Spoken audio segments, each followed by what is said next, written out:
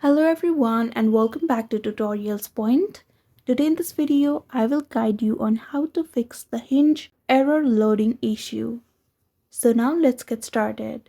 To fix the Hinge error loading issue, first of all, check your internet connection. Make sure that you are connected to a stable Wi-Fi or data connection. Another step is restart the app. Simply close the app and reopen it again to refresh the connection. You need to also ensure that you have the latest version of Hinge installed.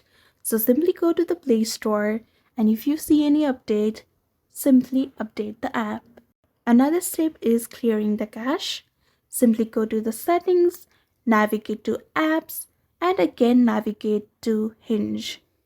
And there on the storage, simply tap on clear cache and all the temporary unwanted data will be removed. But if the issue persists, simply uninstall the app and reinstall it again, and this may help. So this is how to fix the Hinge error loading issue. I hope you found this video helpful. Don't forget to like, share and subscribe to our channel. Thank you so much for watching. See you in the next one.